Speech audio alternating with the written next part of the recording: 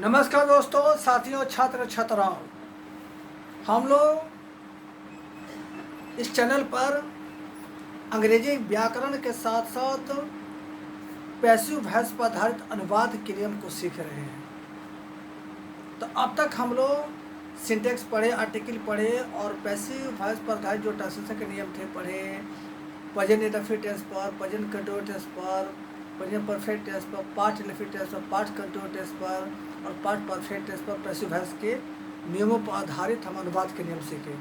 आज हम लोग फ्यूचर इंडेफिनिट टेंस के पैसिव वॉइस पर आधारित अनुवाद के नियम को सब विस्तार सीखेंगे। तो आइए हम शुरू करते हैं।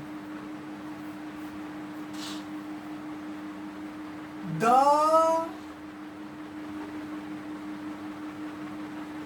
rule of translation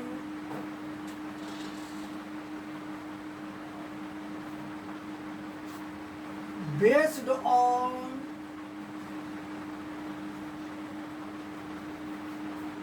the passive voice. The rule of translation based on the passive voice. The future indefinite tense, अर्थात हम लोग फ्यूचर इंडेफिनिट टेंस पर आधारित अनुवाद के नियम को सीखेंगे जो कि पैसिव वॉइस पर आधारित है। There are some sentences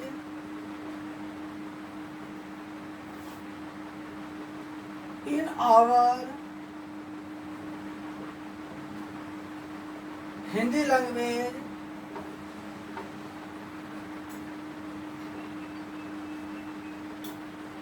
which are composed affirmative, negative,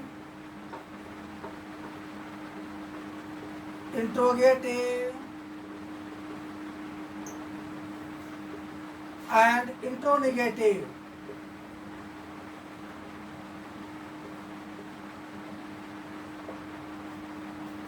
They deal with the future indefinite tense.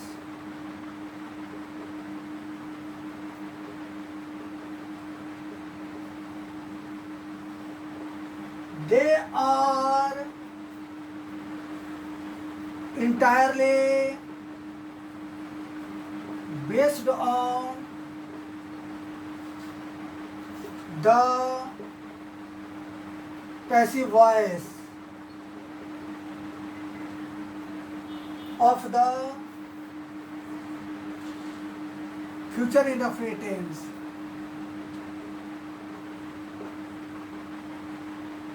Generally, they begin with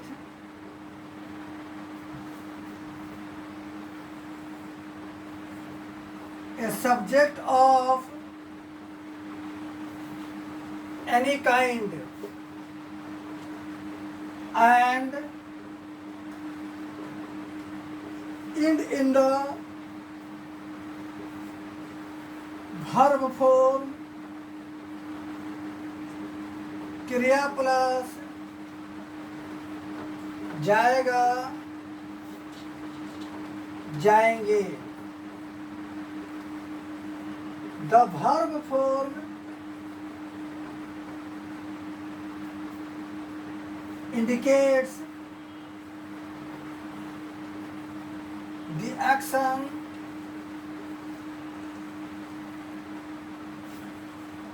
done by an uncertain person.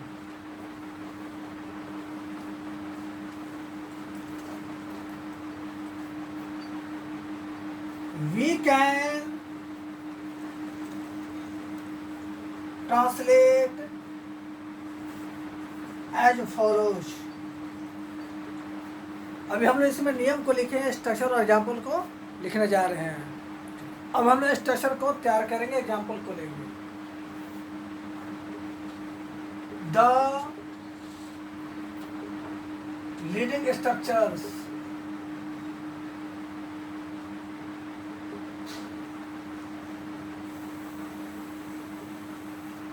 पहला द अफर्मेटिव, शॉर्टकट में लिख रहे हैं, subject plus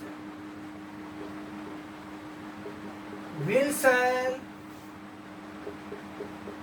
plus B plus V3 plus other words. दूसरा the negative, shortcut में subject plus will shall plus not plus B plus V3 plus other words. तीसरा the interrogative, will shall plus subject plus B plus V3 plus other words plus question mark. चौथा the intronegative, will shall plus subject plus not plus B plus V3 plus other words plus question mark. Questionnaire,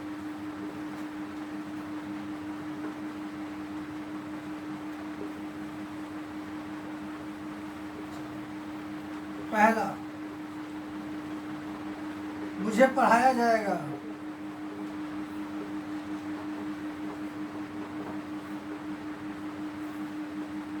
हमें दिया नहीं जाएगा,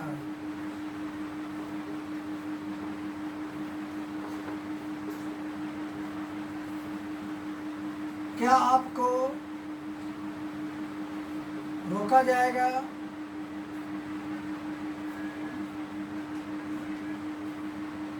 चौथा क्या उसे ढूंढा नहीं जाएगा,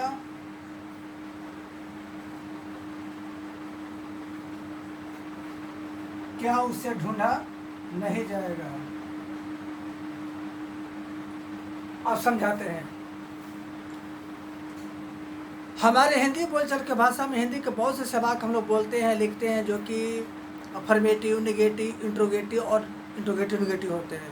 वाक्य मुख्य रूप से फ्यूचर इनडेफिनिट टेंस का होता है, वाक्य मुख्य रूप से फ्यूचर इनडेफिनिट टेंस का होता है और वाक्य पैसिव वॉइस पर आधारित रहता है। पहचान है कि वाक्य के शुरू में कर्ता के तौर पर किसी भी प्रकार का नाउन या प्रोनाउन आ सकता है। वाक्य के शुरू में कर्ता के तौर पर किसी प्रकार का नाउन या प्रोनाउन आ सकता है और अंत में क्रिया रहेगा। क्रिया के साथ जाएगा, जाएंगे लगा रहेगा। क्रिया के साथ जाएगा, जाएंगे लगा रहेगा।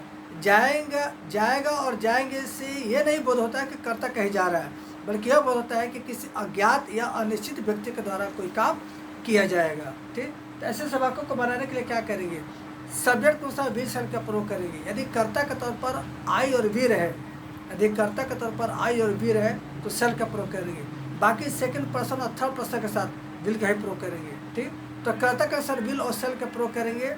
उसके बाद बी जोड़ेंगे। यहाँ बी जोड़ने का मतलब हुआ जाएगा और जाएंगे। बी का मतलब हुआ जाएगा या जाएंगे। उसके बाद क्रिया के तीसर का रूप, जैसे मुझे पढ़ाया जाएगा, आई शैल बी टॉट, हमें दिया नहीं जाएगा, we shall not be given, क्या आपको रोका जाएगा, will you be prevented,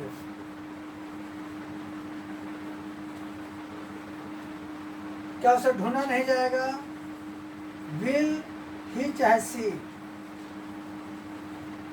not be looked after, sorry looked for.